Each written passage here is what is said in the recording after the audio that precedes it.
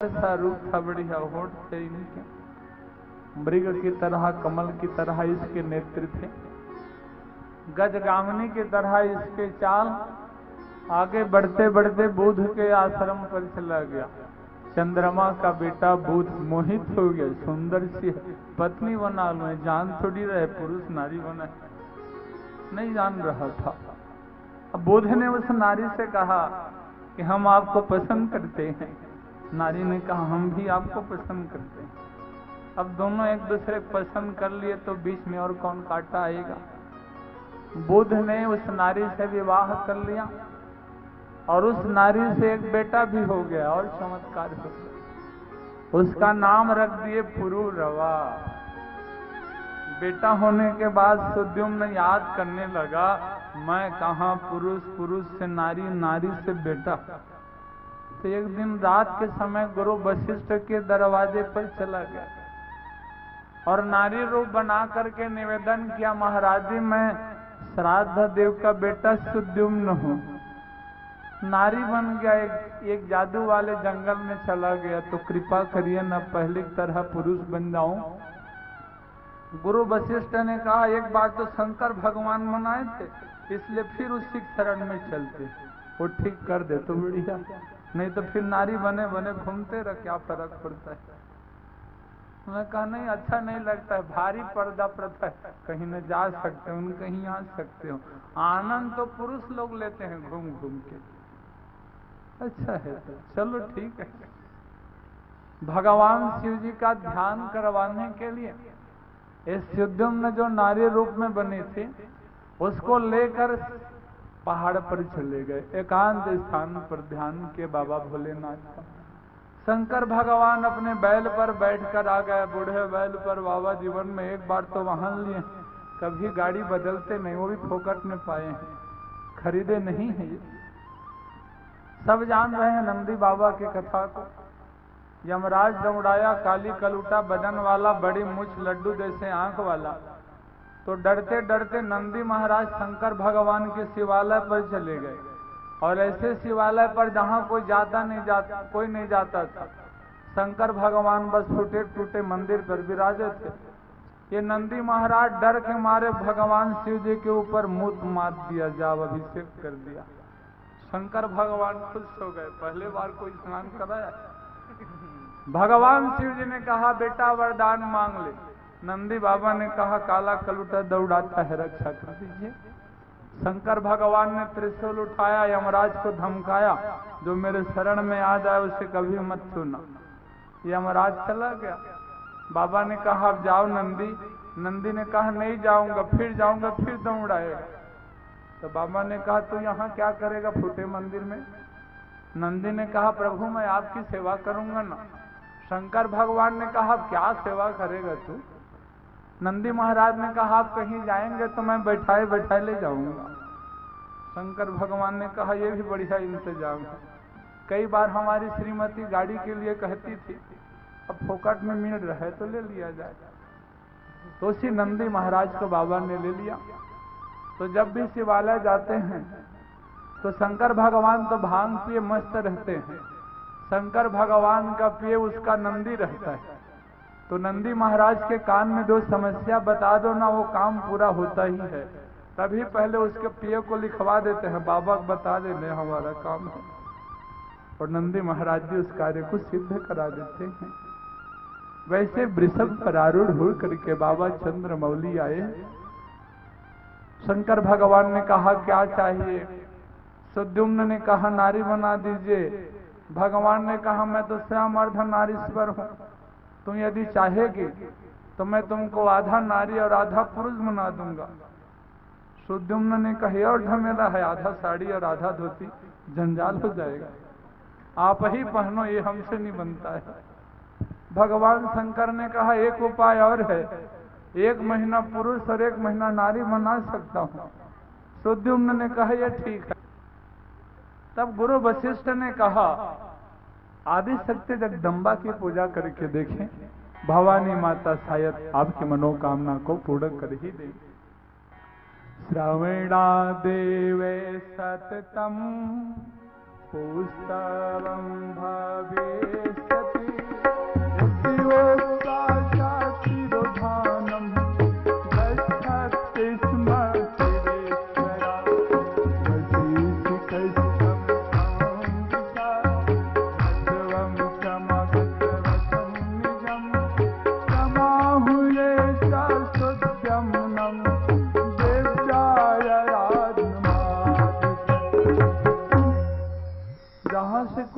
देवता काम नहीं कर सकता, वहां से हमारी जगदम्बा कार्य शुरू करती हैं।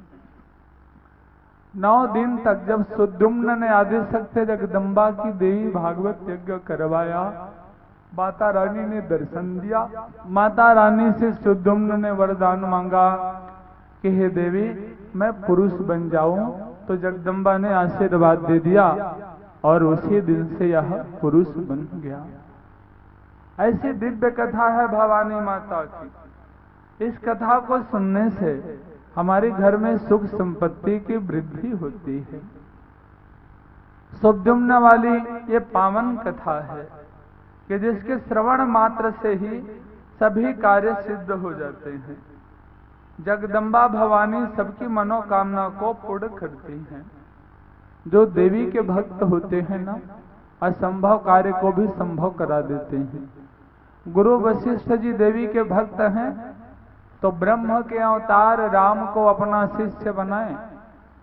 गुरु विश्वामित्र जी देवी गायत्री माता के भक्त हैं, तो परम ब्रह्म राम को अपना शिष्य बनाए।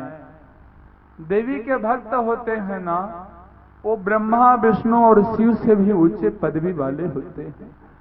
जिस कार्य को एक सामान्य प्राणी नहीं कर सकता, जिस कार्य को बड़े बड़े देवता नहीं कर सकते, उस कार्य को एक देवी का परम भक्त कर देता है। देवी की भक्ति की भारी शक्ति है। एक दृष्टांत मैं आप लोगों को सुनाता हूं। एक नगर में निसंतान दंपत्ति रहते थे। बहुत उपाय करवाए, लेकिन न पुत्र और न पुत्री हुई। बहुत दुखी हो गए थे। भगवान विष्णु जी सबको पुत्र प्रदान करते हैं, लेकिन विष्णु भगवान के कितने बच्चे हैं? एक भी नहीं है, ऐसे रिकॉर्डेड वाला। और वैसे में तो सारी दुनिया उनके संतान है। तो एक बार नारद जी बीड़ा बचाते हुए उस निसंतान दंपत्ति के आंगन पर गए। दुखी माता को देखकर नारद जी ने कहा, देवी क्यों दुखी हो? माता जी ने बताया कि बिना संतान के जीना क्या जीना बाबा। नारद जी ने कहा, चिंता मत करो, मेरे पास सब उपाय है। बैकुंठ गए और नारद जी ने कहा, प्रभु ऐसा कोई उपाय नहीं है जिससे संतान हो जाए। फलाने नगर में निसंतान दंपत्ति है, संतान हो जाए, ऐसी कृपा कर दीजिए ना। भगवान विष्णु ने कहा, एक जन्म को कौन बताए, 7 जन्म तक उसके भाग्य में संतान नहीं है। नारद आया और उस दंपत्ति को सुना दिया, देखिए जी आपके 7 जन्म तक भाग्य में संतान नहीं है, इसलिए उपाय मत करिए, जीवन बेकार जाएगा आपका। अब दोनों पति पत्नी भाग्य को, विधाता को, विधान को मान लिए, वैसे जी रहे थे। एक बार उसी नगर में देवी का परम भक्त देवी उपासक आया। गांव के चौराहे पर बैठकर गांव वालों को सुनाया, जो भी मुझे एक रोटी खिलाएगा उसके यहाँ एक बेटा हो जाएगा। सबने कहा, ये महाराज जी को ना रोटी खिलाने के लिए जिनके संतान नहीं है उन्हें दंपति को बुलवा लिया जाए। गांव वाले गए और बोले, अरे फलाना तो अपने धर्म पत्नी के संग चल और जाकर इस देवी भक्त को रोटी खिला दे, जितने रोटी खिलाएगा उतना बेटा हो जाएगा। ये जान रात नारद जी ने बता दिया 7 जन्म तक संतान नहीं है। फिर भी अब रोटी खिलाने में क्या बिगड़ जाएगा, 7 रोटी बनाकर गर्मे गर्म ब्राह्मण खिला दिए और ब्राह्मण लोग मस्त खाते हैं तो जम के आशीर्वाद देते। सिर्फ खाने में ही ब्राह्मण लोग तृप्त होते हैं और संपत्ति सर्वस्व चढ़ा दो ना तब भी संतुष्ट नहीं होते। नहीं लगेगा करके नहीं कहेंगे, भोजन में बस बोलते हैं हम नहीं लगेगा, नहीं चलेगा, हो गया करके। ब्राह्मण देवता ने कहा, 7 रोटी खाया हूं, आपके 7 पुत्र होंगे। विश्वास नहीं कर रहे थे, ज्यादा रोटी खाया है इसीलिए हमको बेवकूफ बना रहे। चलो कोई बात नहीं। घर आए, कुछ समय के बाद में माता गर्भवती हो गई और 1-2 करते करते 7 पुत्रों को जन्म दी। कुछ समय के बाद नारद जी बीड़ा बजाते हुए आंगन पर आया, 7 बच्चे खेल रहे थे। नारद ने विचार किया भाग्य में नहीं है तो बेचारा 7 बच्चों को गोद ले लिया है, ऐसे लगता है। नारद ने घर वाले से बोला, क्यों भैया अरे लेना था तो 1-2 को लेते, 7-7 बच्चे गोद ले लिए। माता जी कम गाली नहीं दी, पूरे गांव घर को उजाड़ने वाले नारद, 7 जन्म में तुम्हारे भाग्य में संतान नहीं है करके हमको चिंता कुमारी सुखवा दी। और देखो पानी में धो करके नेत्र को धो धो के आओ और देखो हमारे बच्चे।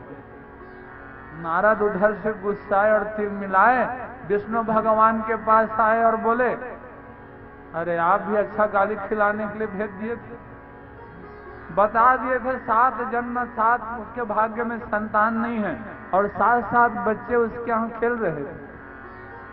भगवान ने कहा, नारद गुस्सा मत करो, जिस काम को मैं नहीं कर सकता ना, उस कार्य को देवी का एक उपासक कर देता है, उस देवी के भक्त का चमत्कार है, इसमें मैं क्या करूं।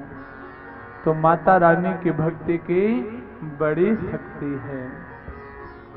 सूत जी महाराज आगे देवी भागवत की महत्ता के बारे में और सुनाते हुए बता रहे हैं, गायत्री महिमा यत्रा तद्वा भागवत में सते भगवत्या इदं यस्मा तस्मात् भागवतं विदुः ब्रह्मा विष्णु शिवाराध्या परा भगवती सा ऋत्वागिति विख्यातो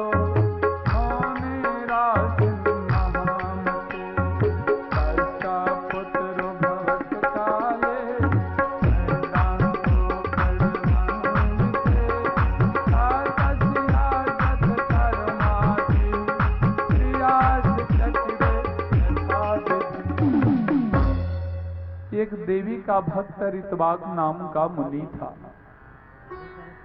तीनों संध्या गायत्री जाप करता था और जो त्रिसंध्या गायत्री जाप करते हैं उनके घर में कभी विपत्ति आती ही नहीं।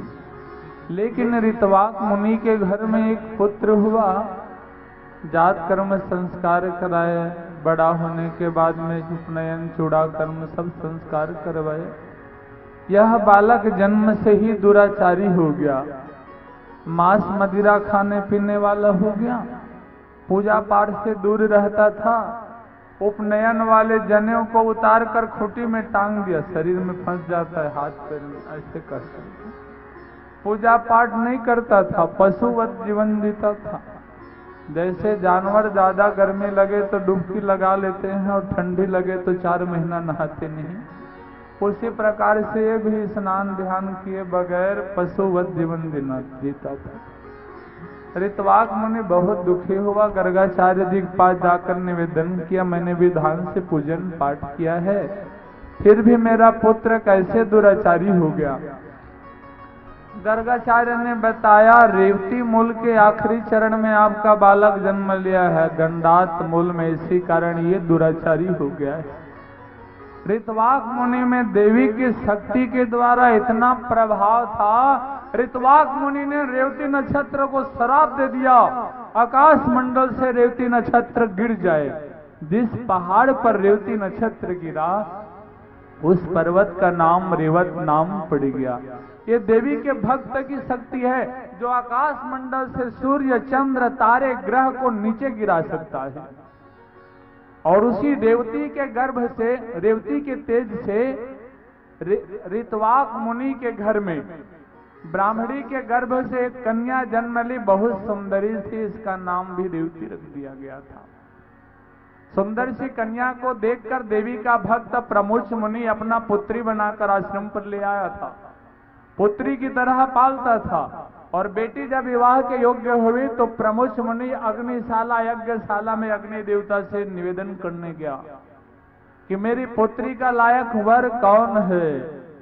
उसी समय दुर्दम नाम का प्रतापी राजा सूर्यवंशी रघुकुल में जिसका प्रकाट्य हुआ था, दुर्दम मुनि के आश्रम पर आया और इस कन्या को बोला कि प्रिय महाराज जी कहाँ है।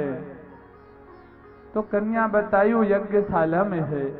तभी राजा दुर्दम यज्ञशाला की ओर जा रहा था और यज्ञशाला में अग्निदेव ने दर्शन दे करके प्रमुख मुनि को बताया कि तुम्हारी पुत्री का लायक वर सूर्यवंश से प्रतापी राजा दुर्दम है।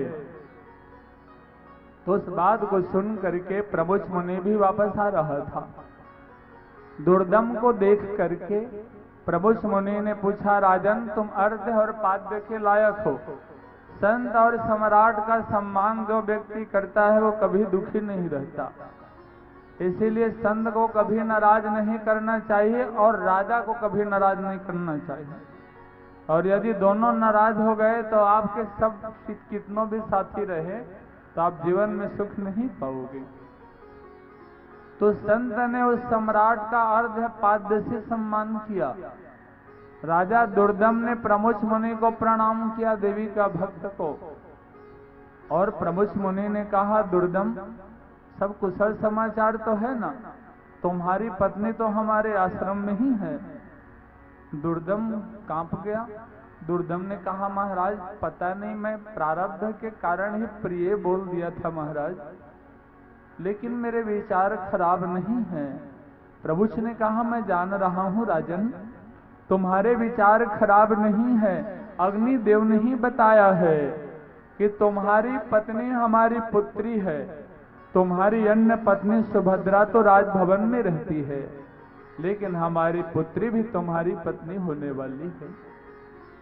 रेवती का विवाह दुर्दम के सम करने को प्रमुख मुनि जब तैयार हुए, तब रेवती अपने पिताजी से बोली, पिताजी मैं विवाह करूंगी तो रेवती नक्षत्र में ही करूंगी।